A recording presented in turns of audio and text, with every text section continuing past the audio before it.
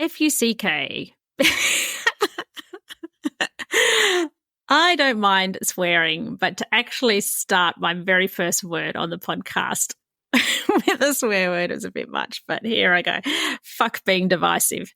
That's basically what I want to talk about today. Hello, I'm Olivia D'Souza. I'm a multi-passionate entrepreneur. I'm a content and podcast expert. I support visionary entrepreneurs and leaders passionate about living with purpose. Join me as we explore podcasting, life, business, and authenticity. Subscribe for meaningful conversations with a business buddy who gets what it's like. Welcome to Magnetic Pod. I'm stepping in the next little me. I'm here to be everything I can be. Like a snake, I'm shedding my skin to be. Now, I'm going to give a shout out to Maria Bonita Welsh, who mentioned this in a social media post, and it is something that I really resonate with. So I want to talk about it too. One of the things that is a really good strategy that if it feels good for you and feels positive in some way, then I guess go ahead and do it. It is a good thing to do. But there's a strategy around being divisive because it really works well on social media. It gets engagement. It gets people talking. They get riled up. The keyboard warriors are out and they go banging with their comments, and then it tells the algorithm, hey, everyone's interested in this, and then it pushes it out, and it's a good thing to do. And sometimes there are ways to do it that may be in alignment with your values. So it can be done, like if you just disagree with a strategy that's used in your industry and you genuinely believe that, and you can talk about it. Maybe I'm doing that now. I'm not sure. But as a general rule, I actually don't like being divisive, and I don't know if it's because I'm a Libran, which just is a way of explaining that I weigh things up and I see both sides of the story, and I can see that both more than one thing can be true at the same time. I can see times when conflicting things can be true at the same time and coexist because it's to do with perspective, and things are nuanced in life. And the idea of things being black and white and people shouting at each other just drives me nuts. Oh dear, yes, I could go on. Some of the posts just like when the yes referendum, seeing how people just shout at each other instead of having real conversations, things. It drives me nuts. But I don't like divisive content for the sake of being divisive. And because I guess it comes back to a belief that I have is that we're all one anyway. We're all connected. Like, we are all part of this one organism, and we're just insane thinking that we're separate. I remember Anita Morjani saying, who's the author of, I must talk about my encounter with her one of these days. I did have I had a phone call and a Zoom meeting with her. That's for a future episode. I'm a bit of a fan. Anyway, but in one of her books somewhere, or in an interview, I can't remember, where she mentions that we are all literally one. And if you take a hand and you're like, say, the thumb, and you're fighting with the little finger, and so you chop off the little finger, but you just, you don't realize that you're all part of the one hand. And so that is the view of how I see the world. We are literally connected, and even if you don't believe it in like a spiritual sense, like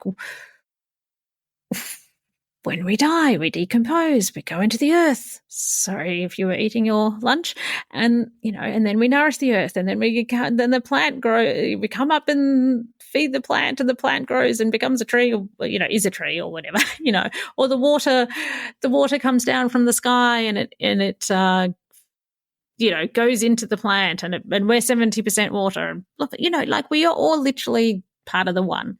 So the idea and all of the wars and all of the craziness, absolute insanity in our world is due to thinking that we're separate. So the idea of contributing more to that and having to be divisive as a strategy annoys me.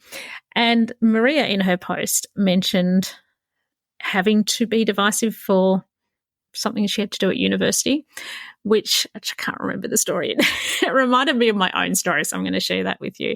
I remember I studied nursing for a while, which I'm a bit embarrassed to say because I didn't finish it, and I got to my third year. I could have got a diploma for the sake of a degree, for the sake of sticking it out. And so I've always felt a bit of shame about that, to be honest. Side note. But the reason I didn't, I would have if it was purely academic. The reason I didn't is because of the hospital placements. And I just was terrified of accidentally killing someone. So that was the stronger fear out of everything. I was not made to be a nurse. Anyway, why did I mention nursing? Yes, for some reason, we had an assignment we had to do where we had to write about which was the better political party on a particular issue. And then we had to actually read them or say it or talk about it and say it amongst each other. And I had a visceral reaction to being made to do that because I've been raised to believe that, that in Australia we have a, what do we call it? A private ballot, a silent ballot? I can't remember what the term is, but we have a secret ballot, I think. And that's to protect the citizens, to protect people, to prevent unnecessary targeting and that kind of thing, because everybody votes, it's compulsory, but you don't have to say who you voted for because people get very passionate and, hateful about it. And so, or they can at least. And so the idea of being forced to say this one or that one in front of people verbally, or even put it in writing, but we had to do both, just was something that I strongly did not want to do. And so mine was very much, on this hand, very much like being a Libra. On this hand, la, la, la, la, la. But on the other perspective is blah, blah, blah, blah, blah. And my conclusion was, you decide. And I remember the professor just pushing me and trying to get me to say one, and I didn't. But I don't think I didn't actually say the reason why. I didn't say because I object to being made to publicly talk about political views in front of you. Thank you very much. Don't know if I don't, probably just as well I didn't. I don't know if it would have been helpful.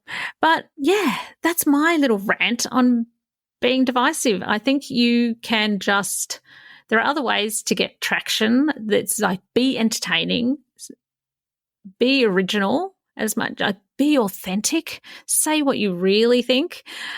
There's other things too, there are things like doing trending content. Like, for example, on YouTube, I've got a YouTube channel where I'm creating music videos and I know the things that will trend well. So you can know that you do cover certain things trend well. Like, for example, I know that if I did Baby Shark, it will do or a lot better than if I do an original song.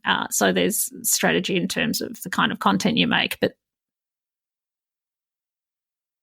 I don't really like the idea of being divisive for the sake of being divisive. Be original, be you, create content that matters, create educational content, entertaining content, fun content. You can do something. There's other ways of getting people to talk to. You can do something that's like just going to blow their minds and make them want to jump to the keyboard for a more fun reason. Like, for example, Jenna, who I interviewed, and you can find that interview on another one of these podcast episodes. She teaches Instagram. She had some videos go viral because she was cutting fruit. She was cutting, what was it? A kiwi fruit, I think, with a knife, and people were blowing their mind. They just had to comment, that's wrong, you're supposed to do it with a spoon or whatever. And then she just milked it and went, okay. She started doing ridiculous things like cutting fruit with an axe and things like that. So you can do ridiculous things, you can do fun things. So I'd love to know what you think. What do you think about being divisive? Do you do divisive content? Do you think there's a strategy and a way to do it that works and that feels good for you? Let me know. Send me an email, write a comment on a social media post. If you like this, share it and tag me, and share it in your stories. Might be an easy way to do it. Take a screenshot, share it in your stories. Yes, and rate and review, all those things. And I'll see you in the next one. Thanks. Bye.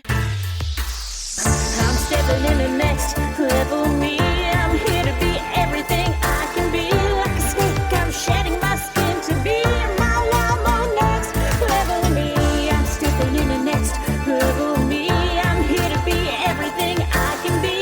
Give you whiplash when you turn around and see me go again. Next level me. It's time to be. Hello, it's Livy here. Have you ever wondered about what the key elements are that make a podcast truly stand out? Or maybe you're thinking about starting your own special podcast and feel a bit overwhelmed and don't know where to start. Well, I have something for you. Introducing the Ultimate Podcast Checklist. Da, da, da, da. It's a step-by-step guide that covers everything from the initial brainstorming to advanced growth strategies. It's the perfect companion for both new and seasoned podcasters. And the best part, it's absolutely free. Da, da, da, da. To grab your copy, simply head to the show notes of this episode and you will find a direct link there, and then away you go. Remember, every podcast started with that initial spark and the right resource, so let the Ultimate Podcasting Checklist be yours.